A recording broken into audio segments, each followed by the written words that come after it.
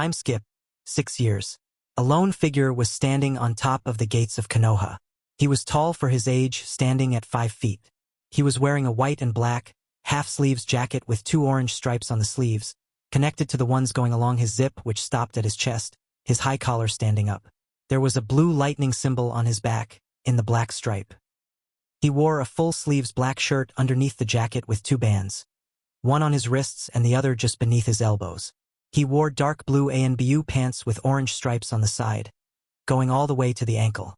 He wore simple blue shoes with white soles.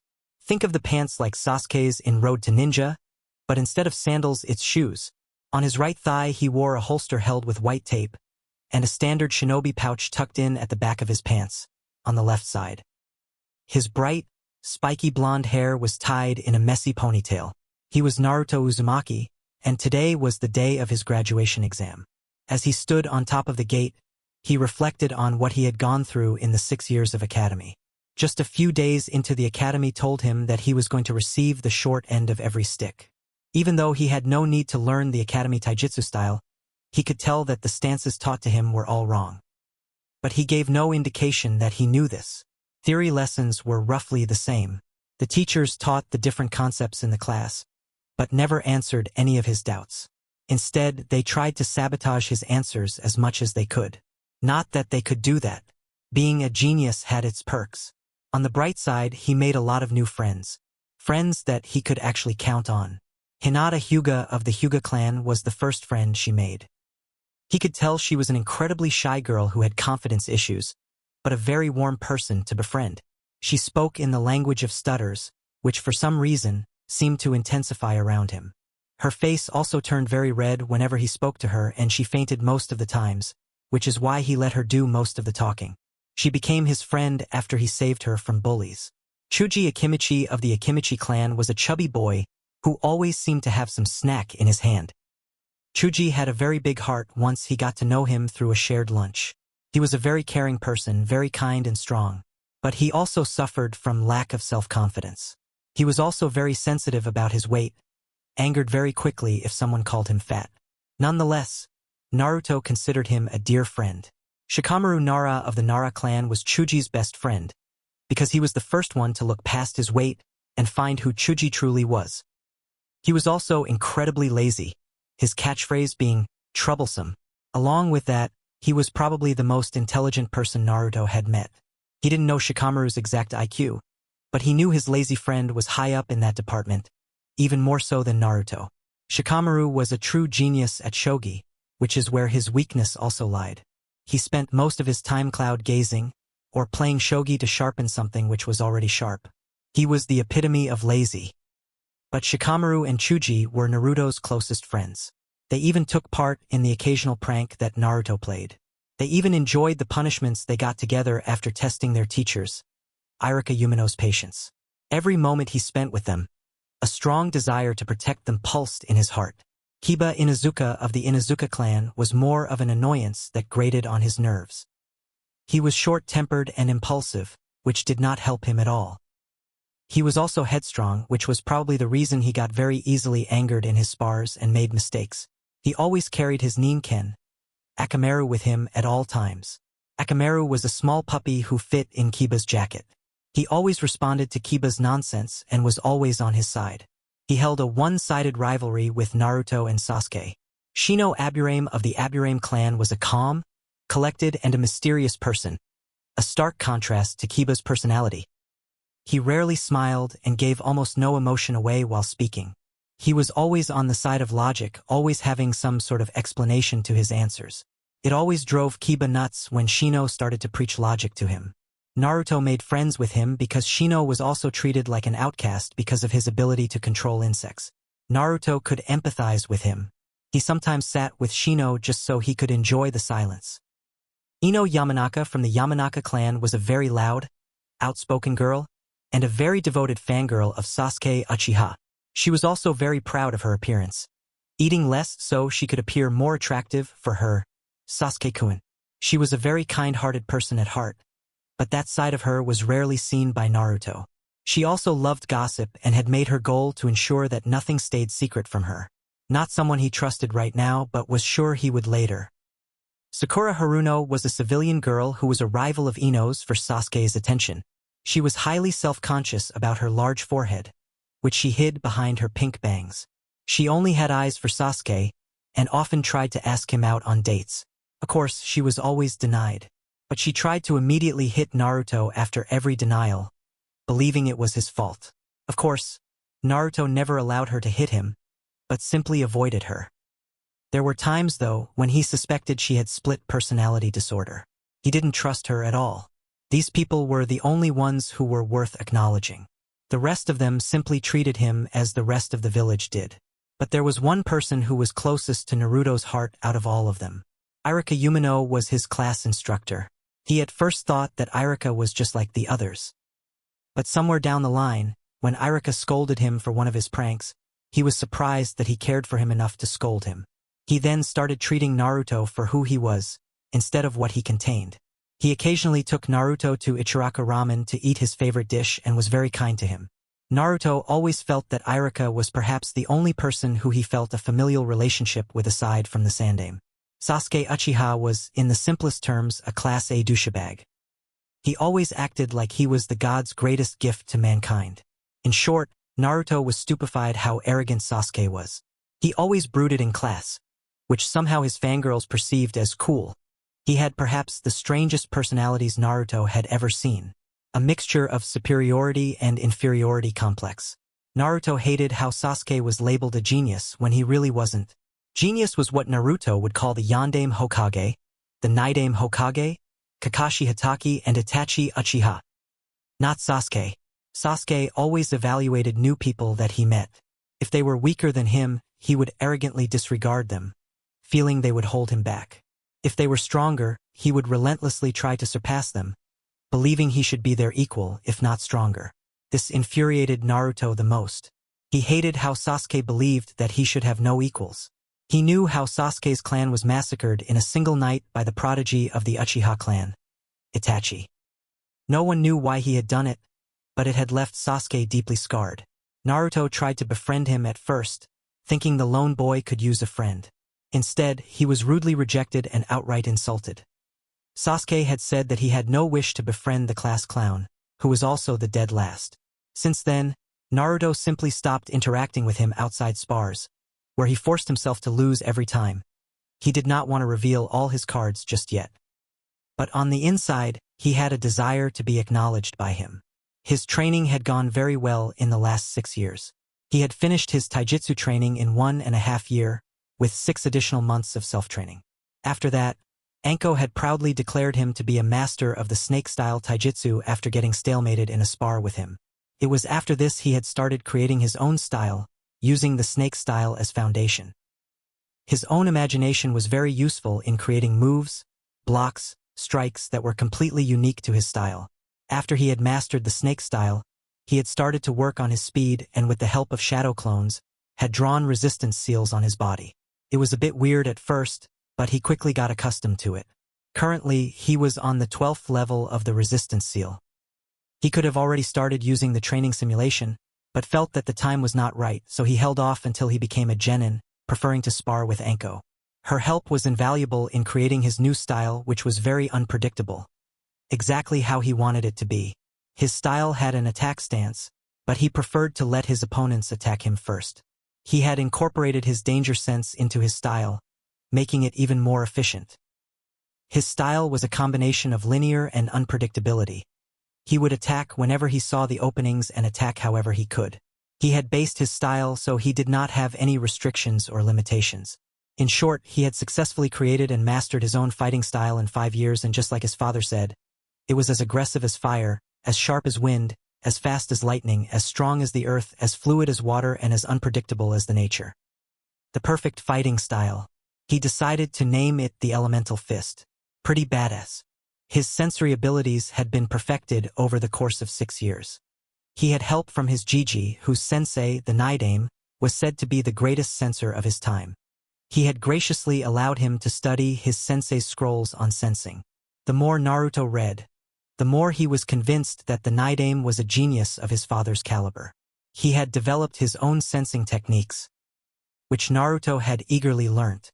Naruto could now accurately sense chakra to the point that he could identify nature affinities if he concentrated hard enough. His ninjutsu had progressed as far as well. His chakra control and reserves only increased over time, and he made sure he had enough jutsu in his arsenal of all 4 of his affinities. He had also created a way of copying jutsu from others. Whenever he would watch someone perform a jutsu, he would immediately hone in on the chakra in that person's body, sensing how it was being molded. His photographic memory combined with his now controlled danger sense ensured he could copy hand seals in slower perception. This skill had greatly impressed his Jiji. He was also pretty smug about the fact that he had successfully copied the great fireball jutsu from Sasuke from when he had once watched him train. Also, he had literally begged the Sandaime to let him study from the Nidaime's library, considering that he had 4 affinities that could rival Tobirama's water affinity, and the former Hokage literally had a huge library that was full of jutsus of all nature transformations. Sarutobi was outraged at his request, but Naruto had reasoned that he had the ability to make use of them. Besides, the Nidaime had no use for them now since he was dead.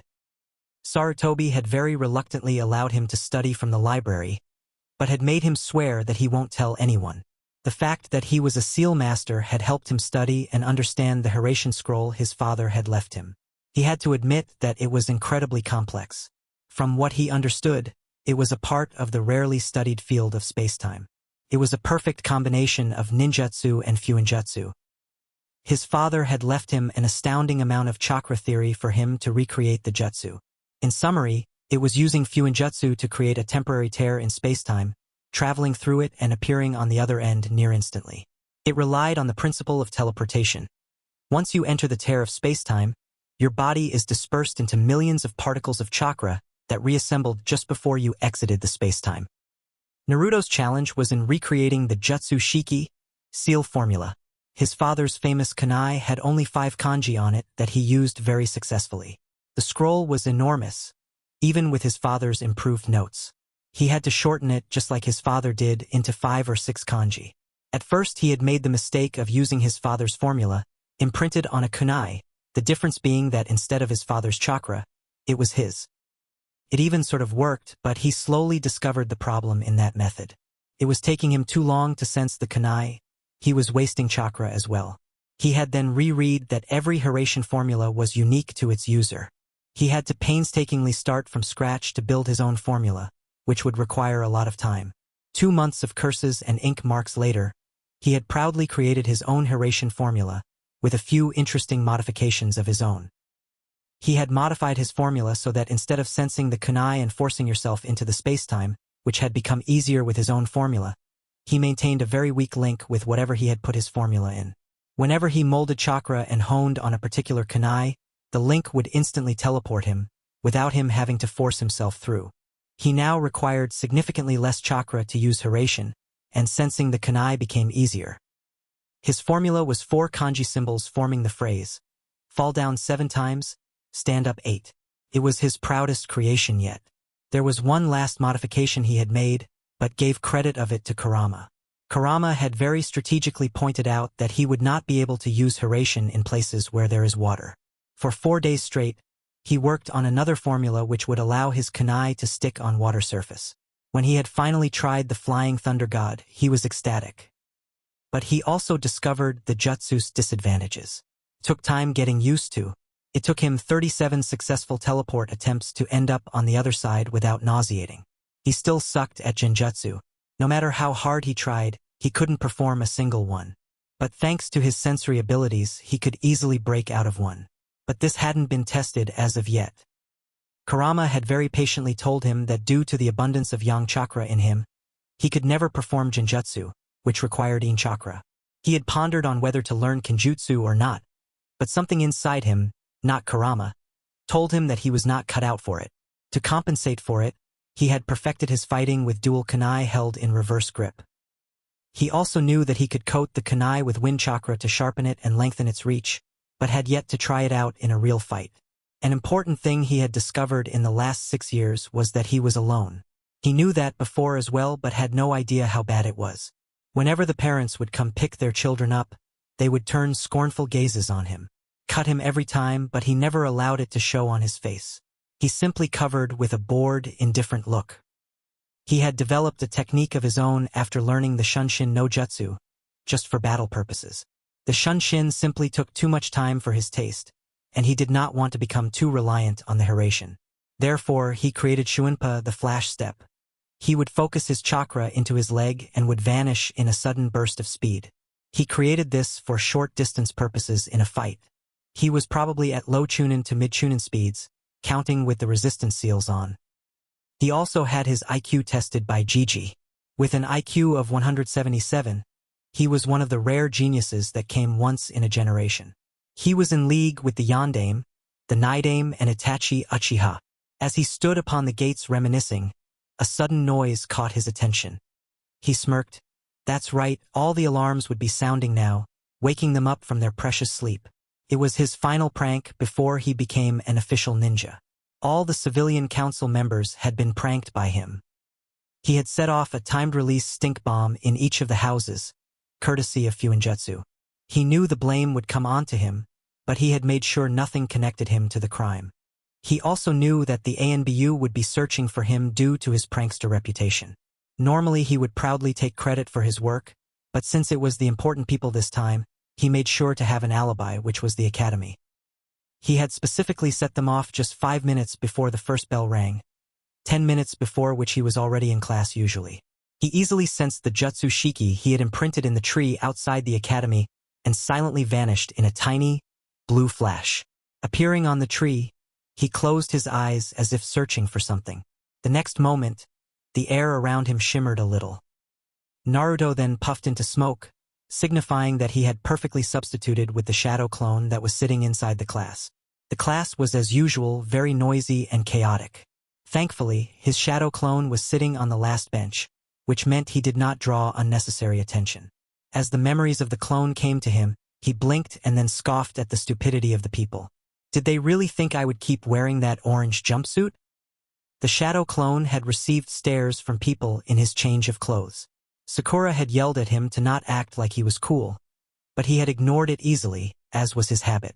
The clock struck 8, and Irika-sensei entered the classroom followed by Mizuki-sensei. Naruto hated him. Mizuki always tried to fail Naruto in all the tests by casting genjutsu on them, making them appear tougher. But Naruto paid no mind and continued writing the wrong answers to maintain his facade of dead last. He gave no indication that he knew of Mizuki's pathetic ways to fail him. Finally, the class settled down and Mizuki handed out the papers. As he gave it to Naruto, a very ugly sneer appeared on his face, kind of like a sick smile.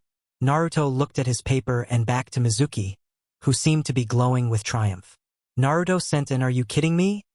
look mixed in a deadpan stare.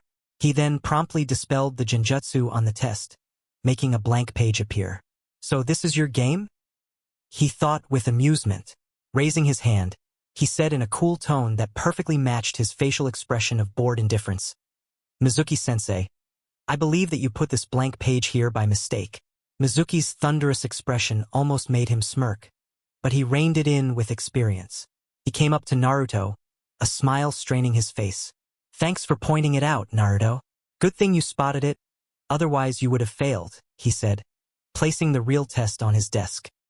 Turning back, a furious expression came across his face. How did the demon spot the genjutsu? He never could do it before. Usually when tests were conducted, Naruto would purposely answer so he barely passed or failed. But today he decided to let his intelligence shine through. He could hold back a little less today. He finished the paper with 20 minutes to spare, but kept the appearance of writing as to avoid suspicion. He could see that Sakura and Sasuke had also finished roughly at the same time. It was not surprising since Sakura was considered the class bookworm and Sasuke was quite intelligent. Everyone else finished at roughly at same time around. After collecting their papers, Irika-sensei called out, "All right everyone, next section will be weapons. Proceed to the practice fields." Naruto waited in the crowd for his turn. Since it was alphabetical order, he was pretty much in the last. He watched as Sasuke's turn came and observed as Sasuke hit all the 10 bullseyes for kunai and shuriken, save for 1. 9 bullseyes out of 10 was the highest score yet. Finally, it was his turn. He went in front of the crowd and to the box where the shuriken were kept. He took 5 of them out and holding 3 in his left hand and 2 in his right, threw them all simultaneously. He watched as they all hit bullseye with boredom, as if he did this every day. He proceeded to do the same with kunai. The whole class was shocked and gaping at what they saw. Naruto Uzumaki, the class clown and dead last, had beaten Sasuke Uchiha's score very easily.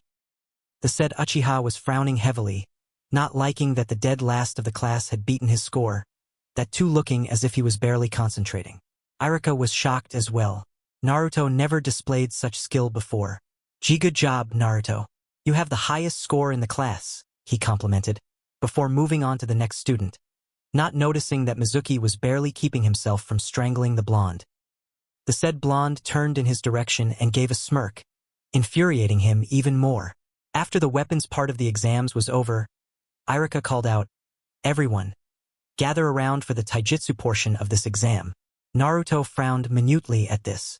Every time they practiced taijutsu, he was always up against Sasuke, no doubt because Mizuki wanted to see him lose.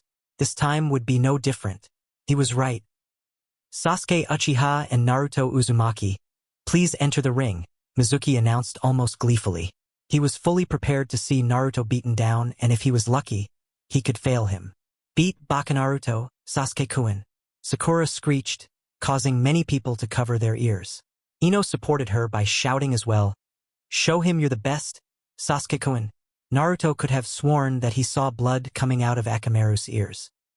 Almost no one cheered for him, but his sensitive ears caught a soft-spoken voice saying, "Gee, good luck, and Naruto-kun." He smiled in thanks at Hinata, who fainted at his smile.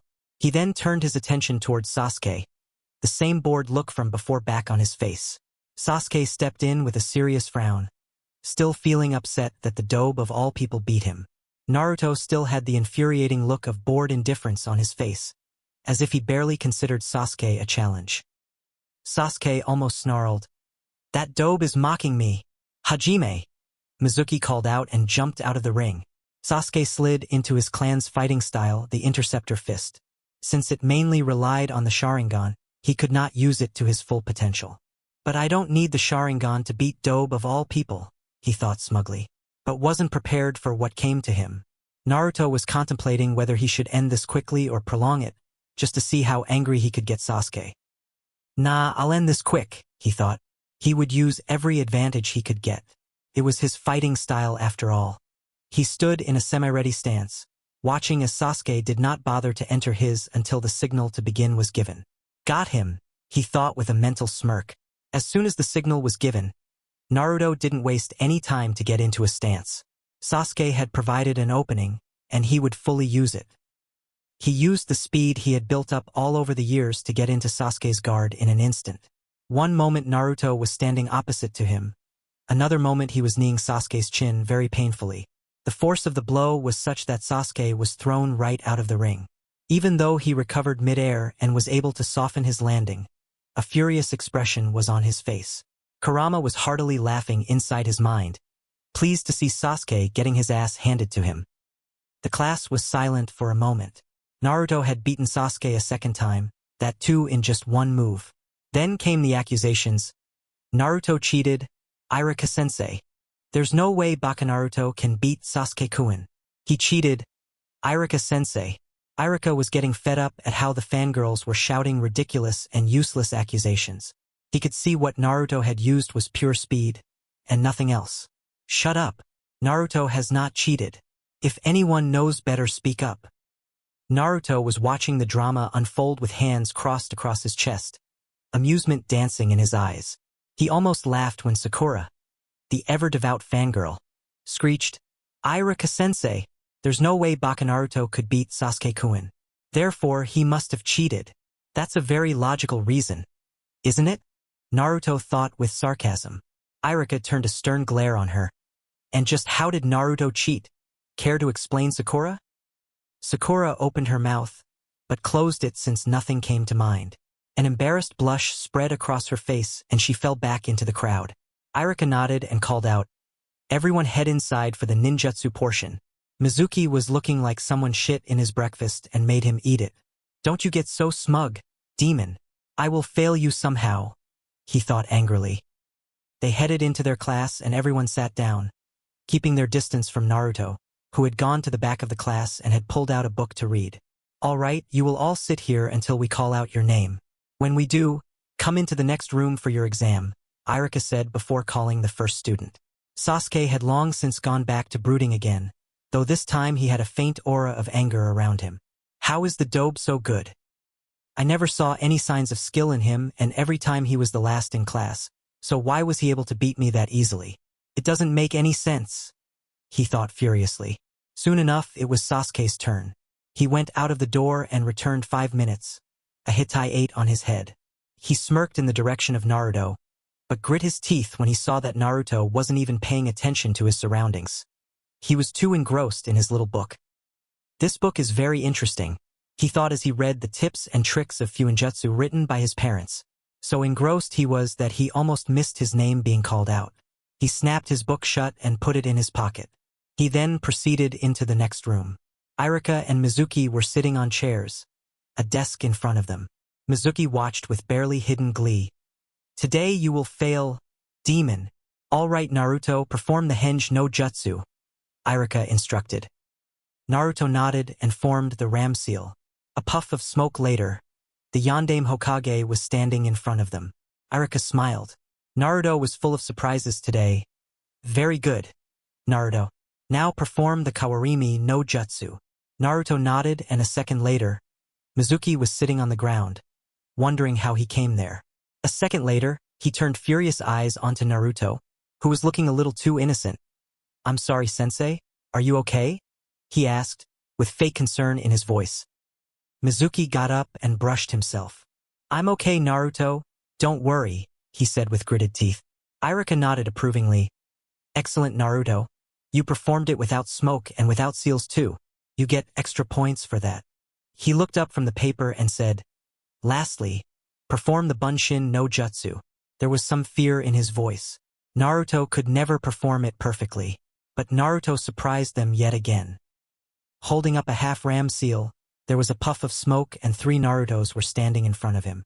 Of course, they were actually Kage Bunshin, but they didn't need to know that. He was actually proud that he only needed a half-ram to execute Kage Bunshin instead of the full seal. Mizuki watched helplessly as Irika declared Naruto passed and told him to pick between black and blue. Naruto picked the blue Hitaiate and asked if Irika could tie it just beneath his left jacket sleeve. Walking out of the room, he saw that the class was giving him the same, gaping look, again. Annoyance passed on his face. "What are you looking at?" Kiba pointed an accusing finger at him. A shocked look on his face. "You got a Hitaiate." Naruto simply gave him a deadpan stare. Slowly clapping, he sarcastically drawled, "Well done, Kiba. You now have a firm grasp of the obvious." Snickers erupted in the classroom as Naruto made Kiba feel stupid with a single statement. Kiba prepared to pounce on Naruto when Irika entered the classroom. Everyone settled down. After everyone was seated, he said, "Those people who have passed will come tomorrow in the morning for team assignments. You can leave now."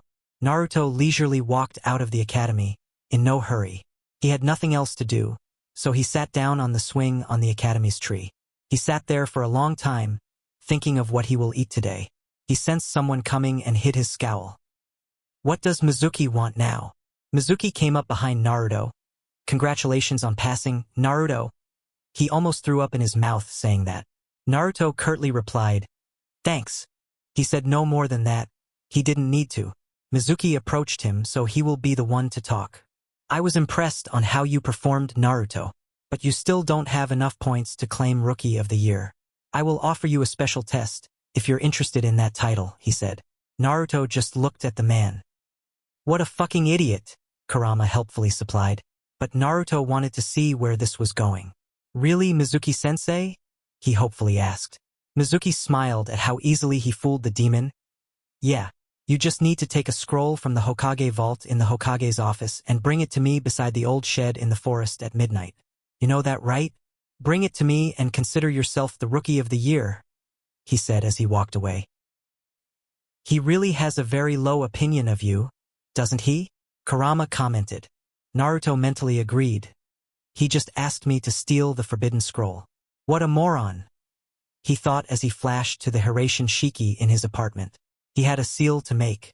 The sky was dark with clouds, shrouding the village in shadows. It was perfect for him to sneak around.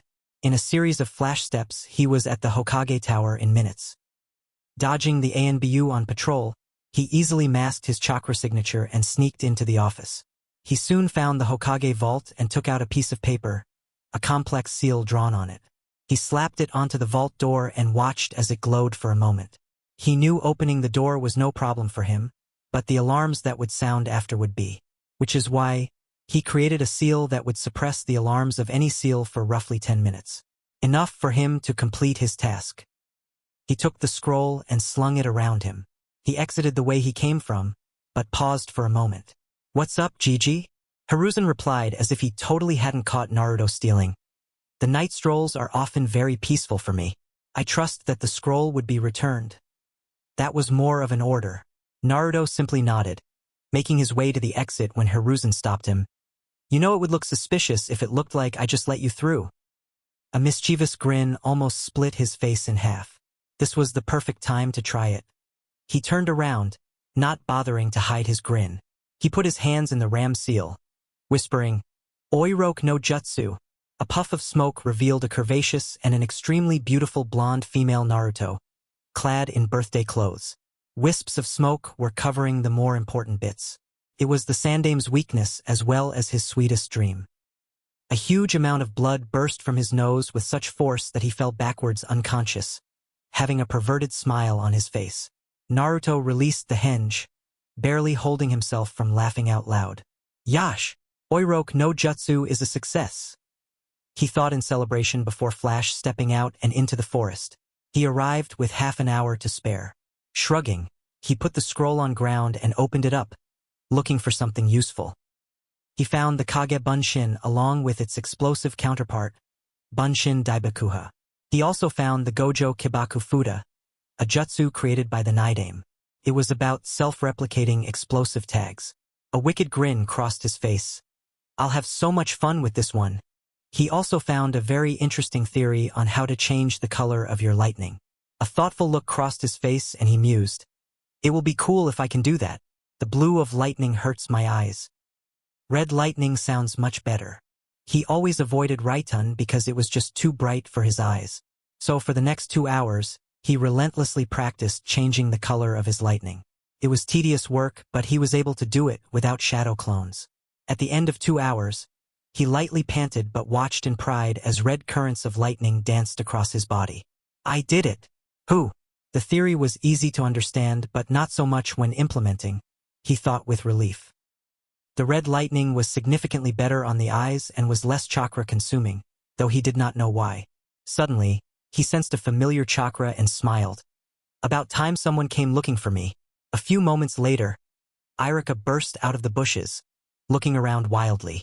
When he spotted Naruto innocently sitting on the ground with the forbidden scroll on his lap, he snapped.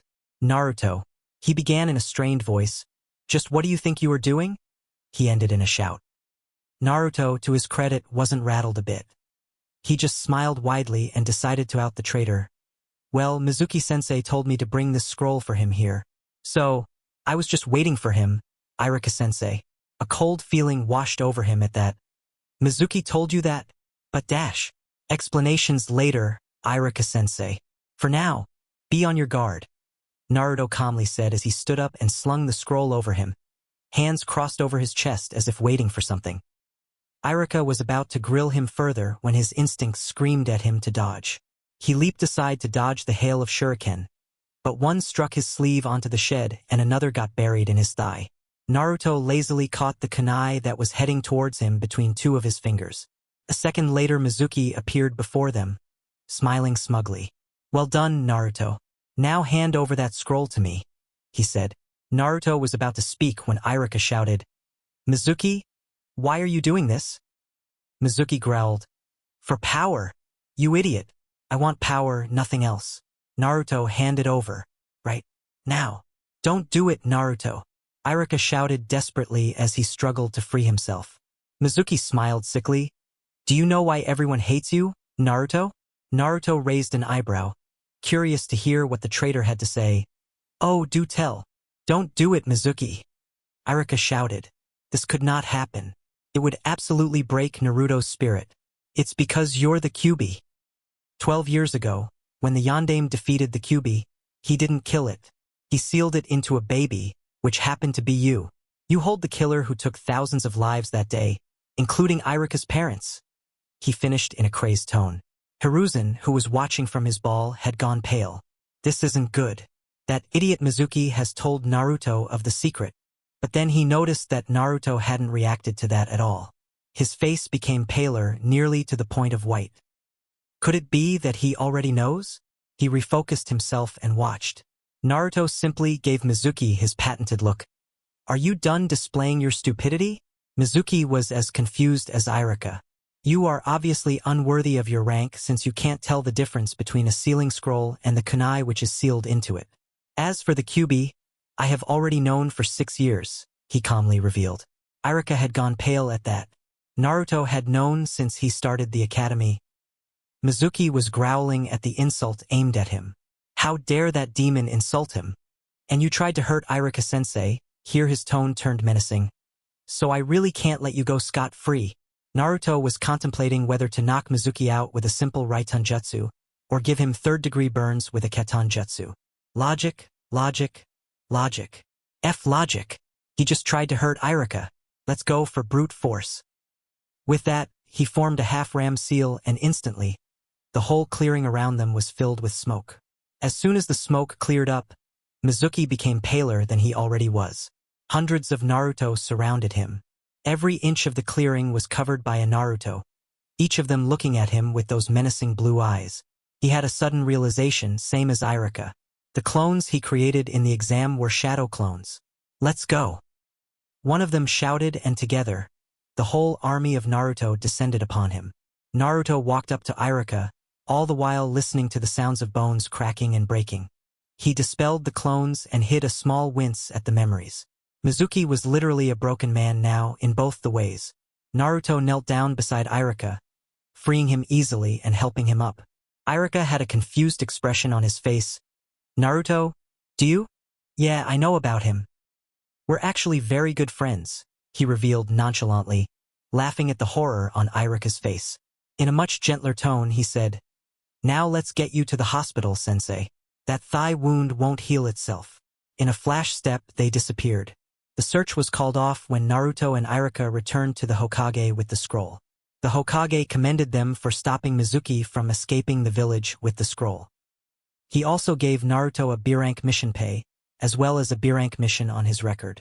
He wanted to ask him about him knowing the Kyuubi, but decided that now wasn't the best time, so he let him go.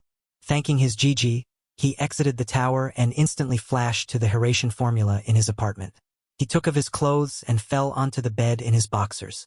Pulling the covers on him, he smiled and closed his eyes. His shinobi life was off to a great start. Tomorrow will be interesting. Naruto had a hard time sleeping that night, but he could hardly be blamed. He was officially a ninja. On top of that, he would meet his new teammates tomorrow, but he had a bad feeling about that.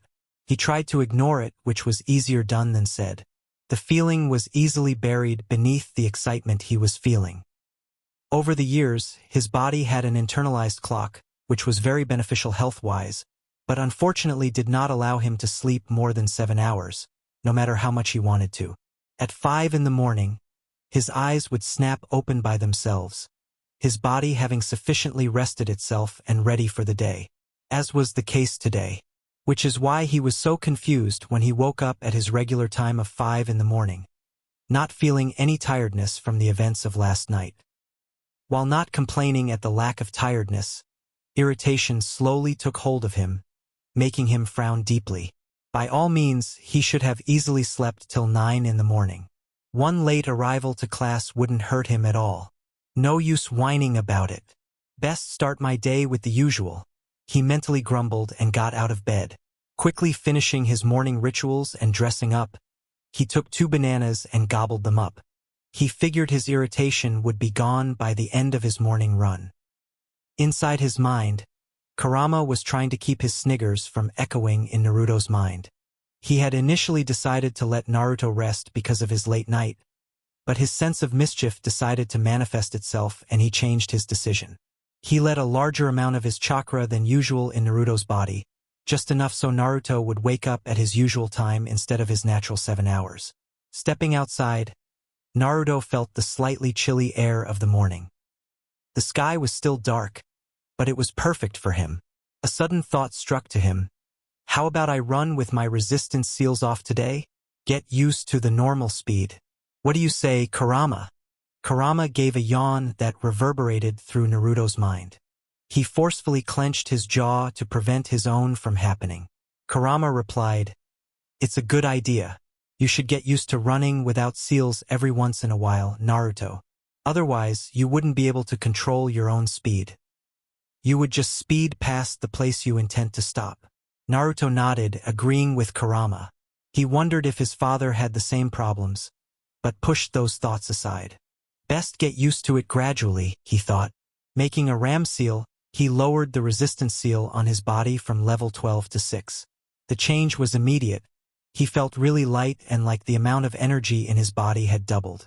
He started running and was surprised at his own speed. Kurama had been frighteningly accurate.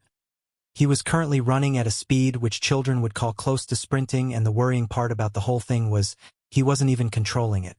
At the end of this run, I will get used to this, he determinedly thought. It took him almost 5 rounds of the village to get used to it, and by the end of 5 rounds, he was comfortably running at the speed he usually ran, not having any feeling of being tired at all. I wonder if this feeling can be compared to freedom, he thought with a smile.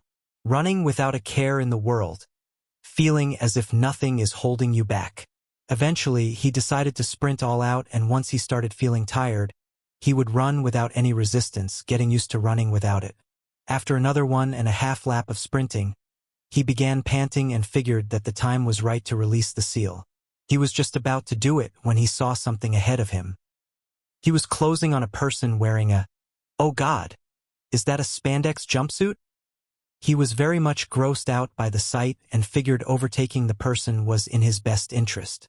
Instantly releasing the seal, he shot forward once more, having not increased his pace by himself at all. He was soon running neck to neck with a kid probably his own age who had a shining, bowl-cut hairstyle and huge eyebrows which looked more like caterpillars. Bandages wrapped up his forearms and his Hitai-8 wrapped as a belt. He also wore orange leg warmers. The kid glanced towards him and flashed a brilliant smile of white teeth, shining like metal.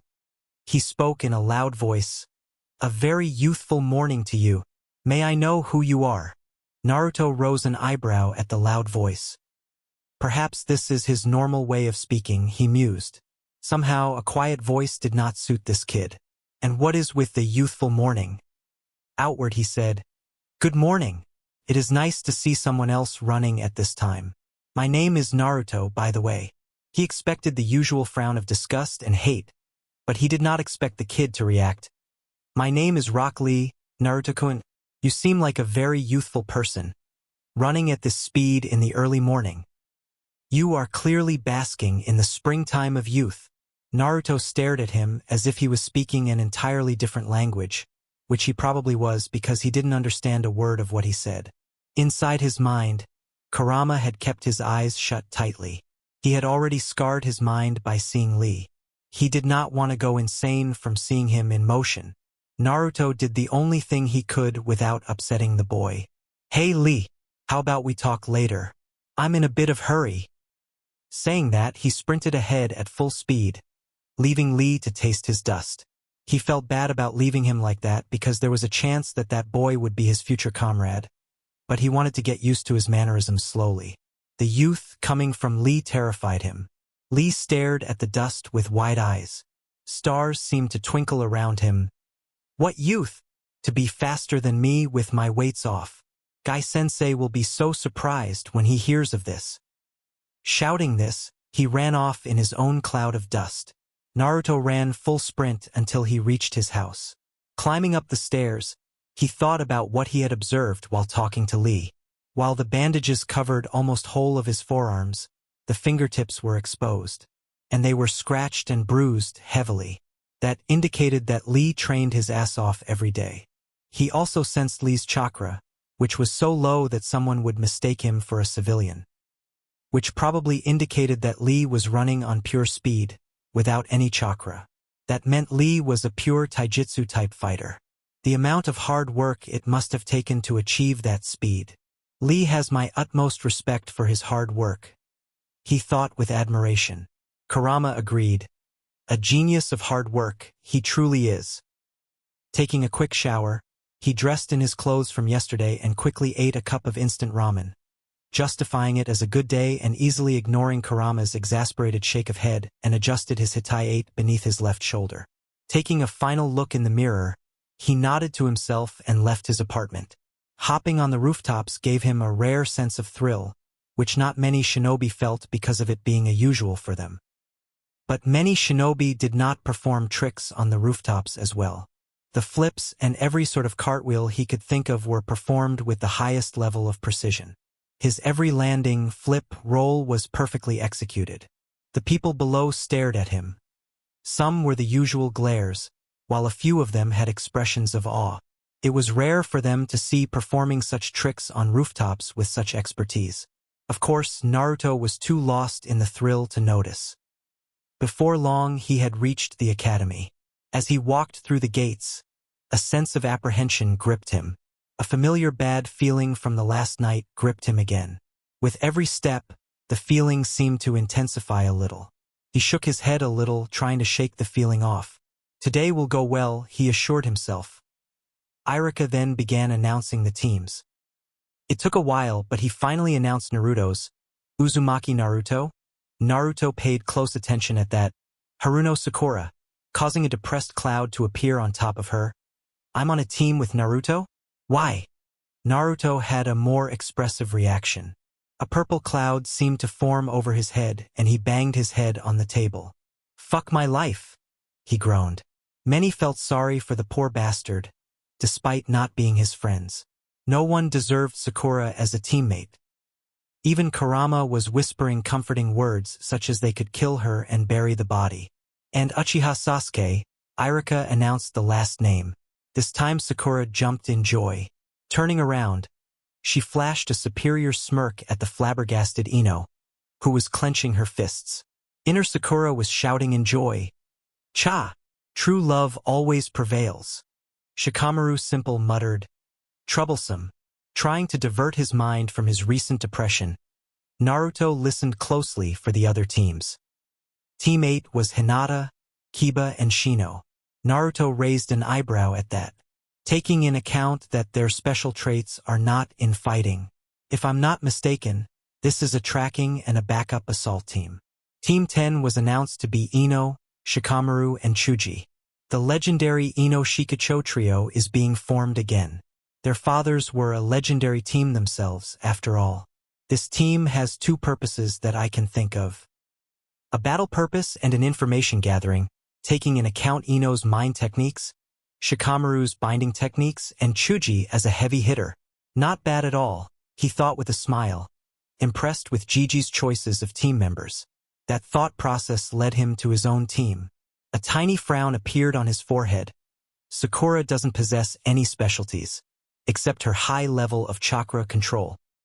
Sasuke could be considered a specialist in ninjutsu due to his Sharingan, but that depends on his chakra capacity. He is an expert in shuriken jutsu, which is to be expected considering who his brother was. His taijutsu will grow by leaps too, once he awakens his Sharingan. My specialty would primarily be nin. Hiruzen looked at the jonin assembled in his office. Each of them would be assigned a team of genin. He had to choose carefully who received which team. The future of Konoha had to be handled extremely carefully. He glanced at the jonin standing at the right-hand side end of the line. Kakashi was sort of glaring at the old Hokage. Usually, he would be late to the meeting by a good 3 hours unless he was receiving a B-rank mission or higher, but the Hokage had threatened to burn his Ika collection, even his hidden collection. So he was forced to attend on time. But that did not prevent him from glaring at the Hokage. Hiruzen distributed the first 6 teams and asked them to leave, before turning his attention to the more important teams. Team 7 would be led by you, Kakashi, he said, giving the jonin a nod. Team 8's leader would be Kurenai. Since Team 9 is still in circulation under Guy, Team 10 would be led by Asuma. Kakashi, stay behind. I have to talk to you. As the other Jonin left, there was a noticeable change in Kakashi's posture. The lazy look was gone from his eye, replaced with seriousness. He stood straight with his hands behind his back and back straight, looking at the Hokage. What do you want from me, Hokage-sama? Hiruzen's seriousness of the topic was clear in his voice. Kakashi, you have been given the most important team of all. Since Sasuke Uchiha is on this team, the council will probably force you to pay more attention to him. Teach him the ways of Sharingan and all your jutsu. But you will not play any favorites. Is that understood? His voice was like an army commander at the end. Kakashi note that. Hai, Hokage-sama. Hiruzen then motioned for the ANBU to leave the room. Once the room was completely secure, he leaned forward on his desk, chin resting on his hands. He suddenly seemed to switch from a serious personality to a weary one. Kakashi, Naruto will be on this team as well. That single sentence seemed to bring out Kakashi's memories that he did not want to remember. Memories of his sensei, memories of how he failed to protect Naruto from the villagers. I will not fail this time. You can count on me, Minato-sensei, he thought with resolution. Hiruzen continued in his grave tone. The council will probably tell you to ignore him as much as you can. But you will not do that to the only person who is connected to Minato, would you? Kakashi shook his head and spoke with steel in his voice. No, Hokage-sama. I am astounded that you would even say that. Hiruzen, however, was unfazed by the outburst. I had to check, Kakashi. I'm sorry for saying that. Kakashi nodded absent-mindedly, his mind already making plans on how to deal with his new team. A thought occurred to him and he asked Hiruzen, Is there anything I should know about my team? Hiruzen leant back in his seat, taking a deep breath and blowing the smoke out. I could give you the files of your students, but observing firsthand is a better way. Won't you agree, Kakashi? Kakashi seemed to be in thought for a moment and then I smiled. Perhaps, this time he will be able to correct his mistakes. XXXXXXX. Entering the classroom, he saw that only half of those who had graduated were there. Eyes roaming, he spotted his friends Shikamaru, Chuji, Shino, Hinata sitting in their usual places. Shikamaru was dozing off as usual. Chuji was eating potato chips. Shino was examining his bugs and Hinata had turned red as soon as she saw him. She began poking her index fingers together, avoiding eye contact. He also saw other kids who had graduated, playfully shoving each other, talking about everything and nothing at the same time. He was about to go to his usual seat in the back when he sensed a familiar chakra approaching. Turning to the door, he narrowed his eyes. Sasuke Uchiha had entered the classroom.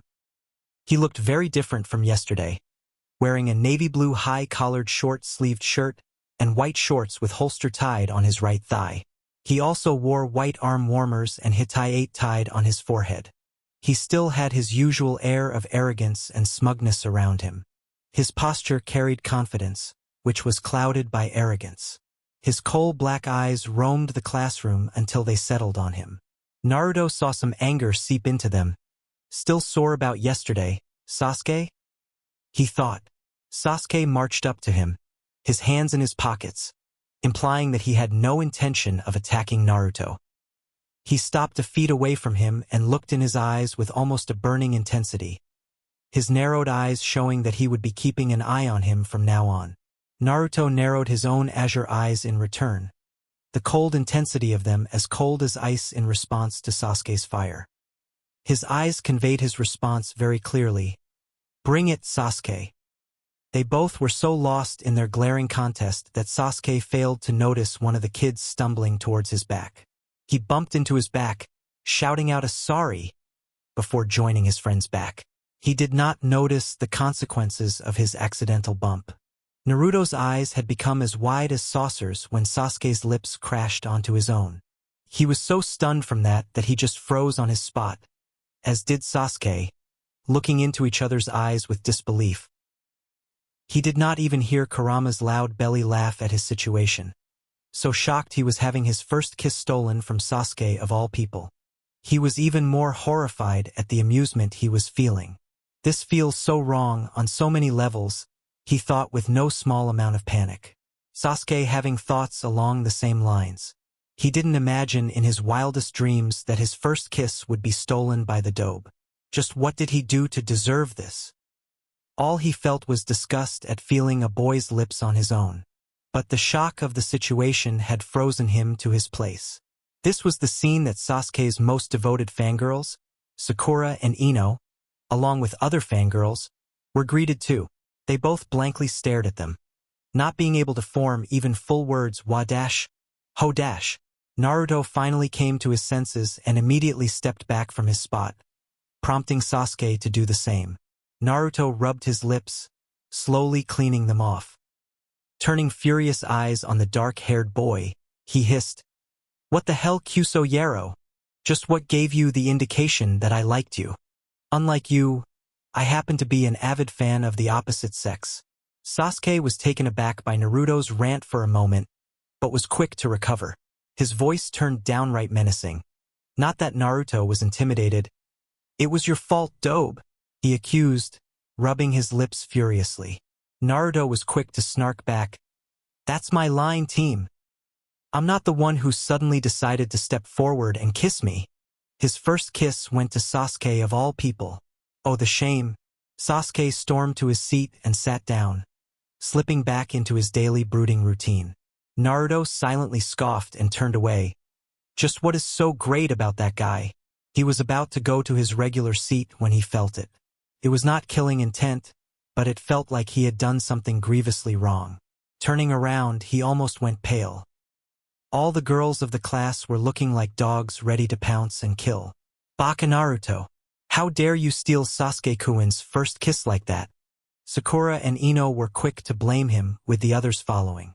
Kurama was still snickering in his mind, and Naruto resisted the urge to sigh. Seeing the kunoichis take a threatening step forward, he slid his left leg back, ready to flash step out of here if necessary. He had to find a way to, "Everyone settle down." The loud voice of Iruka-sensei was heard in the classroom, but the girls didn't seem to hear it, ganging up on Naruto, who didn't look nervous at all. Iruka saw his favorite student being ganged up on by the kunoichis and put a hand on his face in resignation. "Now what did you do, Naruto?" Feeling the need to save his little brother, he activated his big head no jutsu. "Settle down, you brats." The effect was immediate. All the girls were seated so fast they almost looked like they were teleporting. However, Naruto was immune to Iruka's jutsu for a long time, and so he calmly walked up to his usual seat and sat down, looking out of the window with a bored look. Iruka looked around the room and started his attendance. "Aburame Shino. Here. Akimichi Chuji. Here, sensei." The roll call continued, but Naruto simply wasn't paying attention since his name was last anyways. "Uzumaki Naruto. Right here." He waved his hand lazily. His response sounded way cooler than any of his classmates, and for this reason, it rattled Sasuke's fangirls. "Baka!" Sakura stood up and pointed an accusing finger at him. "Stop trying to act cool like Sasuke-kun." "Yeah." Her statement was supported by nearly all the fangirls in the room, except Hinata. Naruto, who was still looking outside, turned to face Sakura. "HM? Did you say something?" he asked in an absent-minded tone. Iruka suddenly wondered just where Naruto had met a one-eyed jonin who habitually said the same thing. The girls shrieked and hurled various insults at him, which were easily ignored. Iruka coughed to get the class's attention, and when he had it, he started speaking. "You guys are now officially ninja of Konoha, but remember you are simply a genin. The road from here will only be uphill now. You will be now divided in groups of 3, and a jonin sensei will be your teacher." Everyone had different thoughts about this. Ino said to Sakura in a sly tone, "I wonder who will be on Sasuke-kun's team." Sakura gave an annoyed glance to her. "Who knows?" However, inner Sakura shouted in her mind, "Cha! I'm the one who will be on his team." Sasuke thought with a small amount of irritation. "A team of 3? Ke. They will only burden me and hold me back." Iruka then began announcing the teams. It took a while, but he finally announced Naruto's. "Uzumaki Naruto, Naruto paid close attention at that. Haruno Sakura, causing a depressed cloud to appear on top of her. I'm on a team with Naruto? Why? Naruto had a more expressive reaction. A purple cloud seemed to form over his head, and he banged his head on the table. Fuck my life, he groaned. Many felt sorry for the poor bastard, despite not being his friends. No one deserved Sakura as a teammate. Even Kurama was whispering comforting words such as they could kill her and bury the body. And Uchiha Sasuke, Irika announced the last name. This time Sakura jumped in joy. Turning around, she flashed a superior smirk at the flabbergasted Ino, who was clenching her fists. Inner Sakura was shouting in joy. Cha! True love always prevails. Shikamaru Simple muttered, troublesome, trying to divert his mind from his recent depression. Naruto listened closely for the other teams. Team 8 was Hinata, Kiba, and Shino. Naruto raised an eyebrow at that, taking in account that their special traits are not in fighting. If I'm not mistaken, this is a tracking and a backup assault team. Team 10 was announced to be Ino, Shikamaru, and Chuji. The legendary Ino Shikacho trio is being formed again. Their fathers were a legendary team themselves, after all. This team has two purposes that I can think of. A battle purpose and an information gathering, taking in account Ino's mind techniques, Shikamaru's binding techniques, and Chuji as a heavy hitter. Not bad at all, he thought with a smile, impressed with Gigi's choices of team members. That thought process led him to his own team. A tiny frown appeared on his forehead. Sakura doesn't possess any specialties, except her high level of chakra control. Sasuke could be considered a specialist in ninjutsu due to his Sharingan, but that depends on his chakra capacity. He is an expert in shuriken jutsu, which is to be expected considering who his brother was. His taijutsu will grow by leaps too, once he awakens his Sharingan. My specialty would primarily be ninjutsu and fuinjutsu, followed by taijutsu and trap-making. Naruto's frown disappeared as he realized something. So that's how it is. Our team is a primary heavy assault team. That old man really is something else, he smiled, shaking his head, impressed by the old Hokage. Time passed and one by one, Jonin-sensei came to take their teams away. Team 8's sensei was a beautiful woman named Kurinai Yuhi, and Team 10's sensei was a large man who looked like a bear and held strong resemblance to Gigi. He introduced himself as Sarutobi Asuma and took his team away. Many hours passed, but there was no sign of Team 7's sensei. Sasuke kept brooding the whole time, though he was starting to look irritated. Sakura looked close to exploding in anger. Naruto was calmly working on a new chakra-suppressing seal that he could use without delay. He was also keeping his senses open, just in case he sensed their sensei. Almost 3 hours of wait later, Naruto sensed a Jonin-level chakra signature heading their way. Sighing in relief, he sealed away his sealing supplies and got up, a revenge in mind for their tardy sensei. Walking up to the door, he made 4 hand signs and slapped his right palm on top of the door's ceiling. Snickering, he went back to his seat.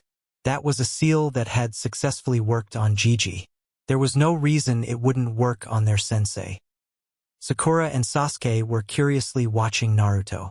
When Naruto applied his seal, they realized for the first time that Naruto was the tallest member of their team. Sakura asked him, "Naruto, what was that?" In her usual tone of "I'm your mother, Naruto." Naruto gave her a blank gaze and said, "Something that you can't come close to understand, Sakura." Sakura's temper flared and she moved to hit him out of habit. But the door to the classroom opened and all 3 genin watched with shock as the man who opened it got drenched from head to toe in water. Naruto smirked at that. That was a seal designed to activate when someone's chakra came in direct or indirect contact with it. He could store any element in it.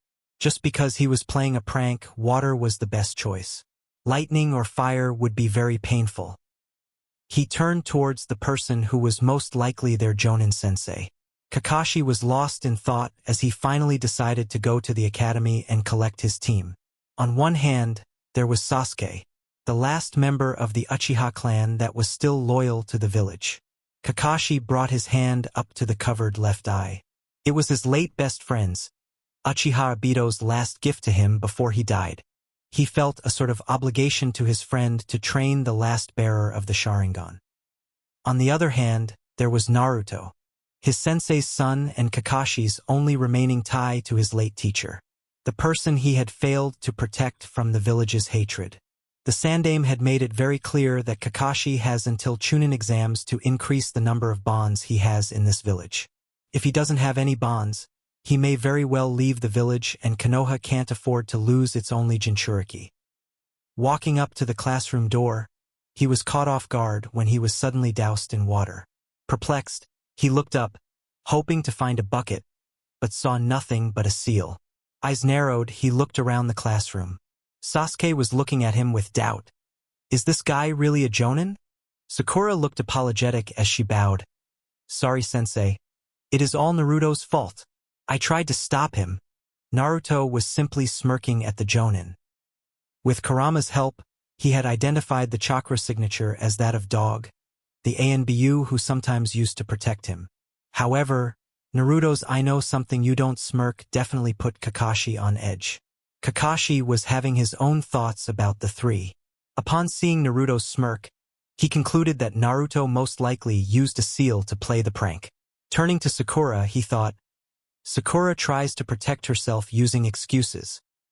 Eyes turning to Sasuke, he saw the boy turn his face back towards the window. Sasuke minds his own business. Doesn't seem to accept the other two as comrades. He sighed internally. There is not a single shred of teamwork in this team at all. Outside, he gripped his chin in a mock-thinking pose and said in his lazy voice, How do I put this? My first impression of you guys, well, you're a bunch of idiots, he finished with an eye smile. He could literally see the cloud of depression over Sakura and Sasuke's head. But Naruto kept smirking in that annoying manner, not at all fazed by Kakashi's insult. Deciding to move on, he said, Meet me on the roof in 5 minutes. Kakashi then disappeared in a swirl of leaves. Startled by the sudden exit, Sasuke and Sakura scrambled and rushed to the roof, the latter scampering after the former. Naruto sighed. It was a good thing that he didn't have to hide his skills anymore. Grabbing the edge of the window, he swung his feet onto the wall and leisurely walked up it. Kakashi was as usual, buried nose deep in his porn when he felt it. Looking down curiously, he contained his surprise on seeing Naruto walk up to him. The boy was displaying a skill that not many people showed before graduating. Yo-sensei. Naruto waved with a smile. Kakashi had nothing to say, so he waved back, Yo! It really made him feel like an idiot. Naruto walked past him and sat down on the steps in front of Kakashi.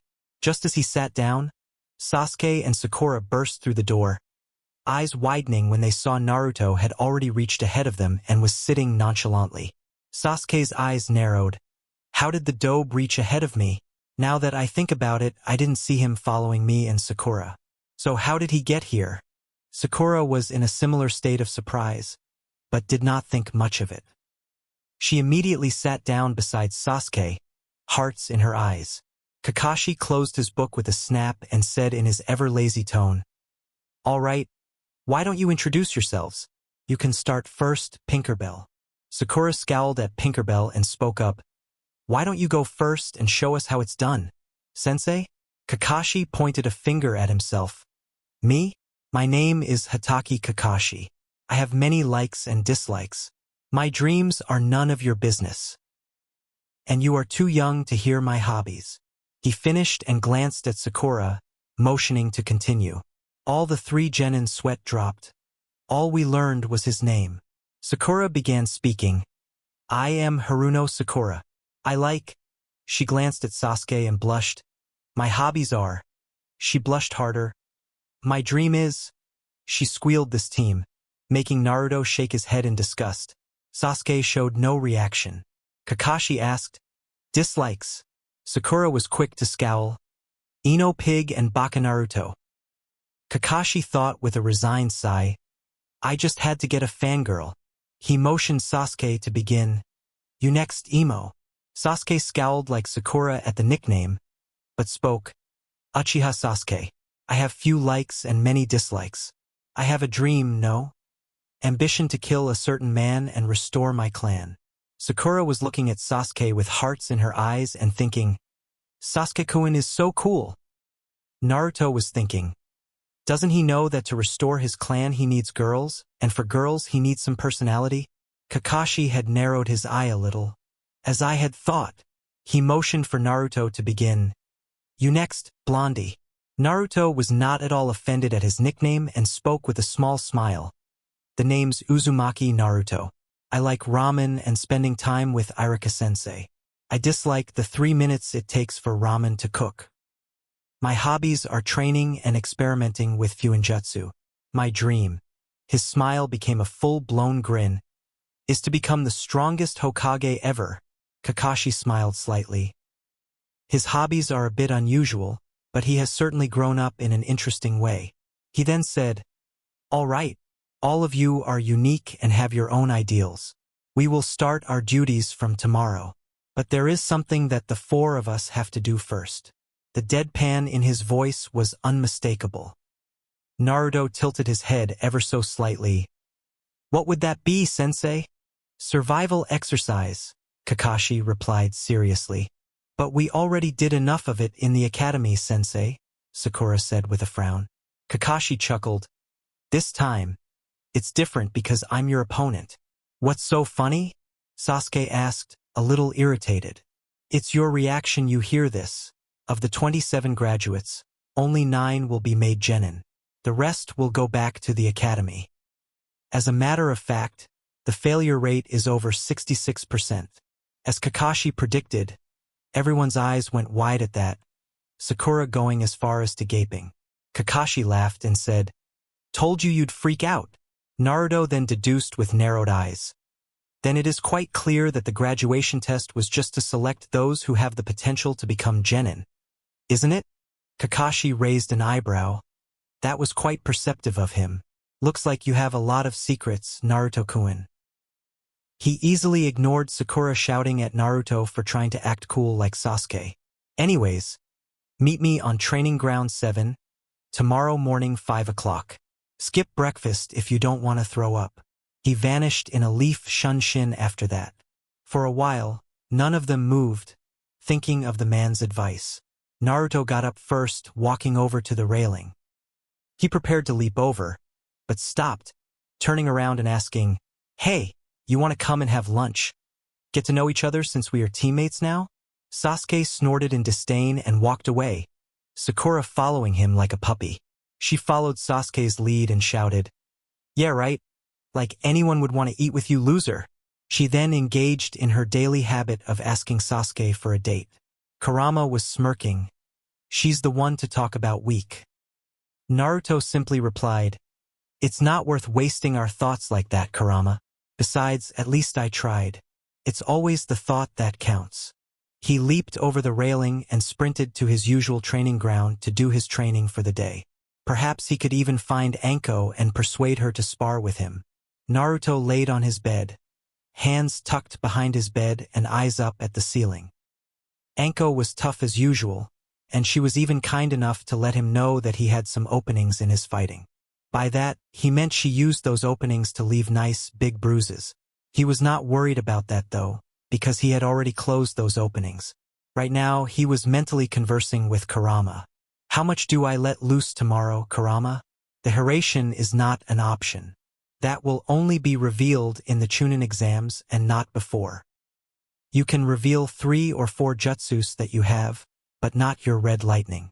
You can scare Kakashi Brat with your flash step though. A bit of Fuinjutsu will do as well. Oh, and make sure to use the Great Fireball. I want to see the look on Uchiha's face. Kurama replied after thinking for a bit, snickering in the end. Naruto ignored that suggestion, which means lightning jutsus are out. I can go all out in taijutsu. If I don't, Sasuke will be quick to call me out on that, and I don't need any of that. Besides, it was clever of Kakashi-sensei to purposely mislead us into fighting on an empty stomach, don't you think? He smirked. Kurama smirked in return. Don't make the mistake of underestimating him, Naruto. Kakashi is a very strong shinobi, strong enough to be feared across all shinobi nations in the Third Great War. He is not lacking in the mental department at all. Naruto mentally nodded, acknowledging Kurama's advice. Closing his eyes, he fell into a deep sleep. Tomorrow would be interesting. Again, glancing out of the apartment he lived in, Sasuke was thankful for the silence the night provided. I will pass the exercise myself. I won't allow those two to hold me back, he thought. Frowning in thought, he absently tapped the window. The dobe has been acting very differently as of late. His sudden show of skills in the graduation test, his clear familiarity with seals. Could it be that he was hiding his skills? So then why? He has always craved attention, so why would he do something like hiding his skills and personality? Just who are you? Naruto. Sasuke had noticed that Naruto acted very different from his usual loud and idiotic personality in the graduation exam. He was calm and collected, more so than Sasuke usually was. He was also understandably jealous of Naruto's newly discovered skills. Sasuke had been training his ass off since the massacre in order to become strong enough. Strong enough to kill him. Not many people had the ability to see underneath, not even Sasuke, but he could tell that Naruto was hiding a lot of his abilities. He would make Naruto tell him because he deserved it more than anyone else, least of all the dobe. Naruto's eyes opened at 5 o'clock, according to his body clock. This is the time by which I am supposed to be on the training field, he thought as he got up to do his morning rituals. As he was brushing his teeth, he began thinking about Kakashi's behavior yesterday. Our sensei was late by over 3 hours to meet us, and he didn't even look sorry about that. What's to say he won't do this today? He thought as he wiped his mouth. Going to the kitchen, he leisurely began preparing for omelets. As he cracked the eggs, he scoffed. Skip breakfast if we didn't want to throw up? He must be crazy if he thought that we would fight him on an empty stomach. He slid the omelets onto his plate and sat down on the dining table. A quick prayer later, he was gorging them down. He couldn't think about strategies because he didn't know what the exercise would be. Finishing his meal, he walked over to the sink and washed his plate. Only Sakura would be stupid enough to skip the most important meal of the day. That girl is so thin a simple breeze would be enough to blow her away. He snickered. He went to his room and took out the seal on which he was working on. He sat down on his table and worked on it until only half an hour was remaining till 8 o'clock. He closed the scroll and began preparing for the day. He dressed up and checked if he had all his supplies in his pouch and holster. Tying his hitai beneath his left shoulder, he nodded to himself and exited his apartment after ensuring his trap seals were in place. He walked at a comfortable pace to the training grounds, eating 2 bananas and a backpack holding his lunch. Reaching the training grounds, he had to hold his laugh at what he saw. Both his teammates were there, probably from 5 o'clock, and were looking as miserable. Well, as miserable as Sasuke could look. Sakura was sitting on the ground, probably regretting not eating breakfast. As soon as she saw him, her face twisted into anger and she got up, yelling, "Naruto, you are late." Naruto looked around and sure enough, Kakashi wasn't here. Turning back to Sakura, he shrugged. I don't know how I can be late if Sensei isn't even here, Sakura. Sakura opened her mouth to yell more, but couldn't refute his statement. Her stomach decided to rumble at that moment, followed shortly by Sasuke's. Naruto raised a disbelieving eyebrow. They really are that stupid? He spoke with disbelief. You two didn't eat breakfast? The mentioned two shook their head, but Sakura yelled again. Sensei told us not to eat breakfast. Baka, why did you eat it? Naruto glared at her, causing her to flinch. I'm standing right here, Sakura. There's no need to yell. As for eating breakfast, he spoke as if speaking to 4-year-olds. It is the most important meal of the day, you know? Sakura's temper got the better of her and she moved to hit Naruto. But Naruto decided to teach her a lesson and caught her fist easily, his cold eyes freezing her in her place. I suggest you stop doing that. Otherwise, I'll do more than just catch your fist next time. His voice was a whisper, but it was cold as ice, letting her know he was dead serious. He even enforced his threat with a little ki, making her sweat. Sasuke had been watching the both of them and had to admit that their interactions were amusing. However, that amusement ended when he heard Naruto's threat. He was surprised at how serious and deadly his teammate could sound. Naruto released Sakura's fist and walked up to him, asking, "Why didn't you eat breakfast, Emo?" Sasuke glared at him, refusing to answer. Naruto shrugged and walked up to the posts, setting his backpack on top of one of them. He then sat down, legs crossed and eyes closed, waiting for their sensei to show up. Turns out Kakashi was even more late than yesterday. He showed up at 10 minutes to 11. "Hi fellows. Good morning." He was sounding even more lazier than yesterday, if that was possible. Sakura pointed at him accusingly at him. "You're late." Kakashi's eye curved up in a sort of smile. "Well, you see, a black cat crossed my path, so I had to take a long cut to avoid bad luck." "Liar!" Sakura shouted. Naruto's sweat dropped. Tardiness and lame excuses? Just what's wrong with this guy? The silence became awkward and Kakashi coughed to break it. "Well, let's begin." He placed his backpack down and pulled out an alarm clock, which he set for 12 o'clock. He put it on one of the posts. He then took out 2 tied bells. "Your task is to take these bells from me before the alarm rings. Those who don't get the bells get no lunch. Not only that, I will tie you to the posts and eat lunch in front of you." Sakura's hungry, devastated face was exactly what he wanted. Sasuke tried to hide his hunger, but his stomach betrayed him. Only Naruto looked calm among them. "Naruto, why did you eat breakfast when I told you not to?" Sakura smiled, expecting Naruto to get punished, but Naruto simply replied, "You only suggested not to, sensei. You never said it as an order. Also, I'm not an idiot who forgets to eat the most important meal of the day." Sasuke and Sakura glared at him for implying they were idiots, while Kakashi just hummed. He is turning out to be very interesting.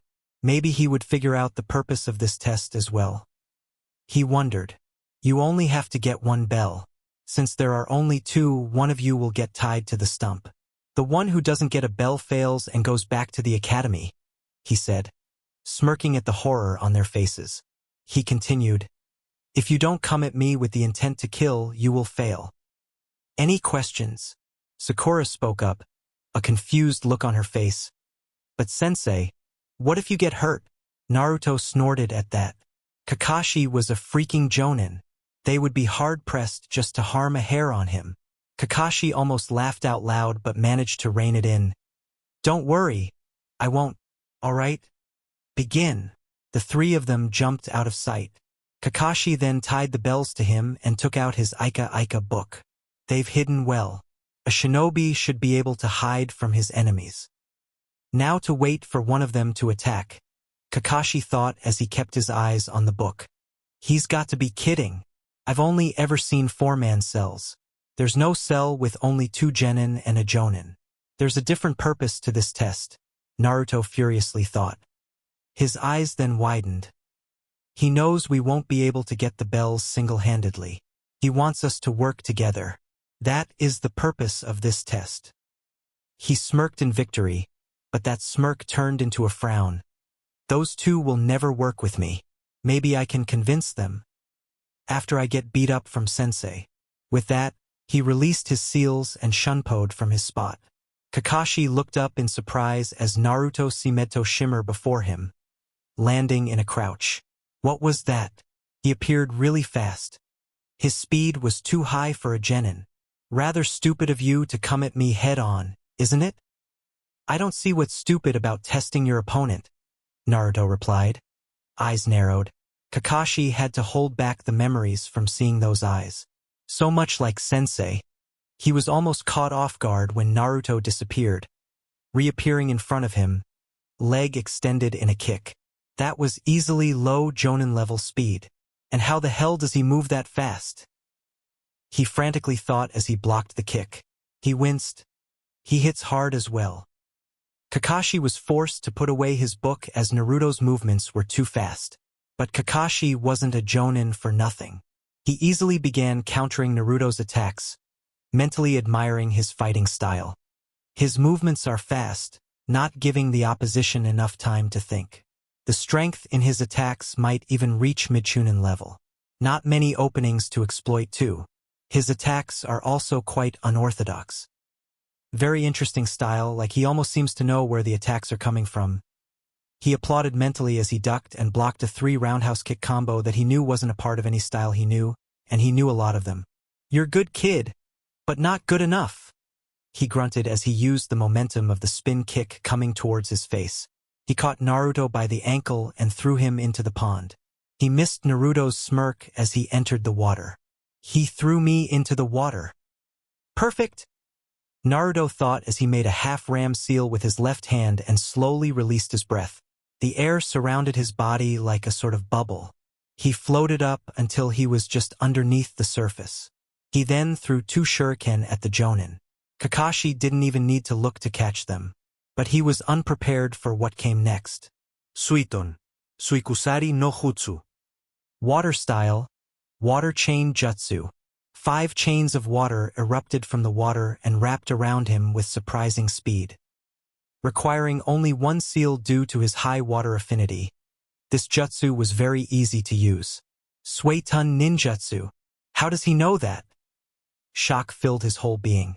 Naruto jumped out, spinning once mid-air to increase the momentum behind his punch, which only connected with a log. "Kawarimi, huh?" Kakashi walked out from behind a tree 100 feet away, smiling. "Nice try. You are definitely Chunin material, Naruto. But you will have to try harder to get the bell." Naruto made 3 hand seals. Futon, Tappa, Wind style, Breakthrough. A strong gust of wind blew towards Kakashi, who simply leapt to the side to avoid it. Wind manipulation. How does Naruto know all these jutsus? "A strong jutsu, but useless if I can avoid it," Kakashi rebuked. His eyebrow rose up in confusion when Naruto threw a single kunai at him. "Is that supposed to hit me?" he lazily asked as he just tilted his head to avoid it. He was not prepared for Naruto to appear behind him, replacing himself with the thrown kunai. Kakashi turned around, but it was too late. Naruto slashed at the bells with a kunai in his right hand, eyes widening in surprise when one of them separated. "Now's the chance!" He allowed his body to spin clockwise, his left hand grabbing the separated bell and right foot kicking out to Kakashi, who blocked it with his hands. But Naruto simply used the force of the kick to jump back onto a tree, using Shuinpa to retreat into the woods. Sasuke and Sakura were shell-shocked. They were not expecting Naruto's taijutsu to be this good. He was matching their sensei strike for strike, even adding his own attacks. The speed of his movements was something not even Sasuke could match. His form of movement was also noticed by the duo, inducing jaw-dropping shock. The show of ninjutsu and snatch of a bell was the last straw for Sasuke. How does Dobe know a style such as that? How did he achieve that level of speed? How does he know those jutsu? I should be the one to have those, not him. He raged in his mind, fists clenched. Sakura had still not recovered from the shock that was Naruto. Naruto was never this good at the academy. How did he manage to get a bell? It was then her fangirlish ways took over. If Naruto can get a bell, then Sasuke-kun can definitely do it. Not once did she think about herself. Kakashi stood in shock over what happened. An academy graduate who was said to be the dead last of his class not only managed to catch him off guard, but also managed to get a bell. Not to mention the said dead last new Futon and Suiton ninjutsu, high Chunin level taijutsu with low Jonin level speeds. He, Hatake Kakashi, copy ninja, caught off guard by a simple kawarimi. Naruto himself was shocked at his success. Even he didn't expect to get a bell this way. Then again, Kakashi most probably wouldn't expect an academy graduate to pull of a seal-less kawarimi. That was nothing more than a stroke of luck. In a straight fight I would be dead already. But since when do shinobi fight fair? He thought, the excitement slowly leaving him, allowing cognitive thoughts to take place. I should probably seek out Sasuke and Sakura, maybe convince them to work together. But my plan was to get beat up, not to get a bell. Sasuke would never listen to me now, which by extension also includes Sakura. Damn it, Damn it, he cursed. It never hurts to try. The worst that will happen is that you will fail to convince them, Kurama encouraged him. Naruto thought about it a bit and reluctantly agreed with him. He easily sensed the chakras of the two and cursed when he felt that Sasuke was furious by the agitation of his chakra. He quickly made his way towards him, hoping he wouldn't be too late. He was too late. Sasuke was already furious at Naruto's achievement, and when Naruto tried to convince him, he harshly shot his proposal to work together down and went to confront Kakashi alone. Long story short, he got his ass handed to him and got himself buried head deep into the ground. On the bright side, Naruto successfully copied the Doton Jutsu Kakashi used to bury Sasuke. He sensed Kakashi casting a genjutsu on Sakura, who easily succumbed to it. He sent 20 Shadow Clones to fight Kakashi and defend Sakura, but the time was already up. Sakura hung her head in shame as she was the one tied to the post while Naruto and Sasuke sat beside her. Sasuke was angrily glaring at Naruto, who was watching his sensei. Kakashi looked at the kids, shaking his head in disappointment. Only Naruto managed to get a bell. But that doesn't mean that you passed Naruto. You all failed to grasp the real purpose of this test. Teamwork. The response came from Naruto. Sasuke and Sakura looked away from him, in anger and shame. Naruto tried to convince them to work together, but they didn't listen to him because who did? Kakashi raised an eyebrow. A little late to realize, don't you think? Naruto gestured towards his teammates. They knew it. You can ask them that I tried to convince them to work together. But I already knew from the start that I would be shot down. Kakashi thought. He figured it out and even tried to execute it but knew he would be shot down. Sorry Naruto, but this group fails. Naruto's voice interrupted him. Besides, teamwork is something that is established in the long run, Sensei. You can't expect it out of people who have never worked together. Kakashi nodded. Point, but it is also born out of necessity, which was this case. Unfortunately, you all failed to act on it. Silence reigned for a while as Kakashi let them think about it. Then he spoke.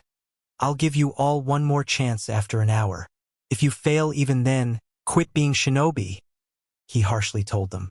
The world of shinobi is not a playground for children. Be ready, and no one feeds Sakura lunch. He walked away after that, presumably to run an errand. Naruto easily sensed him hiding behind a tree, even though he was suppressing his chakra. He shook his head and turned to offer his lunch to Sakura, who blinked in surprise. Naruto-sensei said, It's fine. I don't sense him anyways, Sasuke said as he too offered Sakura his lunch. She gratefully nodded at him and ate, ignoring Naruto completely. Naruto shook his head and was about to dig in when he felt a sudden surge of chakra. Kakashi appeared before them, furious as hell. I told you not to feed her. Are you ready to face the consequences? The clouds suddenly seemed to gather and sounds of thunder could be heard. Sasuke spoke up, surprising Naruto. We are a team, aren't we? We will face the consequences together. Is that your choice? Kakashi asked, still radiating fury. The group nodded as one, resolution and determination in their eyes. Like a switch, Kakashi changed personalities. You pass. He smiled at them. Naruto still stayed wary. Is that it? I smiled disappearing, Kakashi said in a serious tone. Yeah, I wanted to be sure you three would act as one. My best friend always used to say those who break the rules are scum, but those who abandon their comrades are worse than scum. I wanted you all to accept each other as comrades. This is actually the first group I have passed. The previous ones were blockheads who couldn't get it. He gave them an eye smile and a thumbs up. Team 7 will start its missions from tomorrow. Welcome to the wonderful world of D ranks. Naruto was starting to hate those words by now. It had been 2 weeks since the bell test had taken place. Kakashi had kept to his promise and started taking missions for the team the day after. Only Naruto, and by extension his teammates, refused to believe whatever they were doing were missions. Menial tasks such as fixing fences, taking dogs out for walks, manual labor on farms. Naruto was confused as hell as to how these tasks could be labeled in the same category as missions. He was sure Sasuke and Sakura were too. Speaking of which, Sasuke had started asking questions about how Naruto knew wind and water ninjutsu, his taijutsu style. He even had the nerve to demand from him all the jutsu he knew. Naruto had told him in no uncertain terms that unless Sasuke was willing to share jutsu from his own repertoire, Naruto had no intention of telling him what he wanted to know. Of course, Sasuke refused to share any jutsu of his, believing that they were Uchiha clan jutsu and as such, no one besides him could know. Naruto had scoffed at that, but Kurama had straight out burst laughing. The great beast had told him he knew at least 20 people who could perform the great fireball, only 2 of which were Uchiha. Naruto had smartly countered that argument by towing the line that was Uchiha Sasuke's pride. He had condescendingly asked if the great Uchiha library was not enough for him. Sasuke did not want to admit that he could not access it without his Sharingan, and he honestly believed all jutsus available outside were weak and so did not bother to learn them. He stopped bugging Naruto after that, much to the blonde's relief. However, Sakura had started bugging him on Sasuke's behalf to get him to hand over the jutsus, saying that a loser like him does not deserve them. Naruto was quick in shutting her up, turning her own argument against her. He had smartly questioned her if she was implying he was weak. Sakura, unaware of what she was putting her foot into, scoffed and replied that she was not implying. She knew he was weak. After that, everything went smooth like butter. Naruto replied that if he was weak, then by extension the jutsu he used were also weak. And Sasuke wouldn't love Sakura if she handed him weak jutsus, right? Sakura had adopted a worried frown at his question, and seemed to come to the conclusion that he was right. She did not once question why Naruto accepted himself as weak, which was opposite of what he had displayed in the bell test. Regardless, after mocking him some more, she went back to Sasuke, who ignored her as usual. Kakashi-sensei was also onto him, but he was a lot more cautious in his approach. He subtly framed his statements such that Naruto would have difficulty in avoiding the correct answer. But Naruto knew that if it got out he had received training from an early age, Sasuke might throw one of his tantrums, which would then result in the civilian council removing him from the ninja program. No thank you. Naruto, while subtle talking was not one of his strengths, decided that he would avoid talking to Kakashi outside of missions and training. Speaking of training, Naruto tried out the taijutsu simulation his father left for him. Needless to say, he was excited as hell when he fought the first level. And he was more than surprised at how difficult it was. He may have reached a level in his resistance seals that actually permits him to try all 7 levels, but only the first level's victory came at the cost of some very impressive bruises.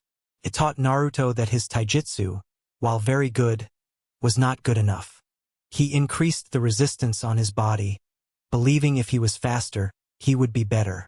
He tried the second level after a week and was pleased to note that the number of bruises he got were significantly less. A sign of improvement. He also learned a water and a lightning jutsu as well. A very interesting thing he learned about his red lightning was that it was very versatile and easy to use. He could mold it into anything with ease, almost like it was an extension of his body. But enough of that. Right now they were on a mission. A mission Naruto had absolutely no problem in failing. The mission to capture Tora, the feudal lord's wife's cat. It was a mission that always managed to give Naruto goosebumps. He could swear on his ramen that the old man was a sadist. He could see the joy at their pain in his eyes every time the mission to capture the blasted cat was handed out. So far they had already caught it 5 times. This was the 6th, and he was ready to tear his hair out. This is Kakashi, everyone copy? Sakura here, copy. Sasuke here, copy. Naruto here, copy. Does everyone have eyes on target? Naruto responded, I have clear eyes on target. Just waiting for the go. Alright, go.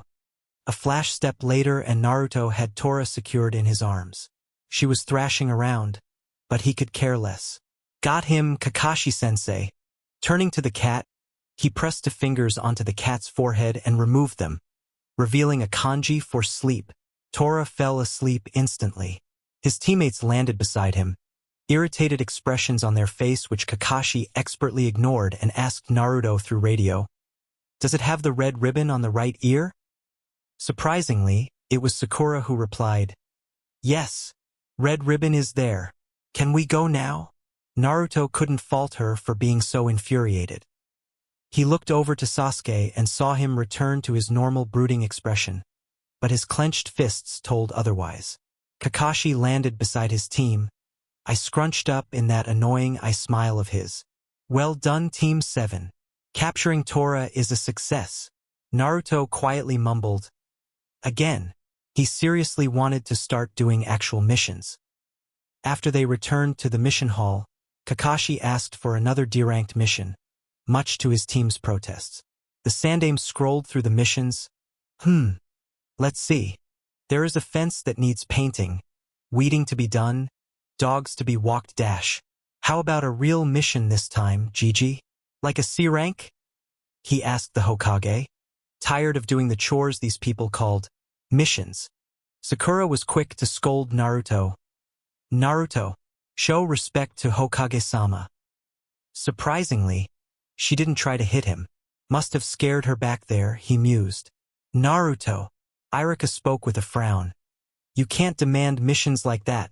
Genin teams have to do D-rank missions for 2 to 3 months before they get qualified for C ranks. And even then, they're Jonin Sensei dash." Hiruzen cut Irika off with a gentle chuckle. "It's okay, Sakura-chan. He has called me that ever since he was little." Sakura's eyes widened a bit in surprise, as did Sasuke's. They didn't know Naruto was so close to the Hokage to the extent of calling the man a grandfather figure. Hiruzen turned towards Kakashi. "Kakashi, do you think your team is ready for a C-rank mission?" Kakashi thought about it a bit.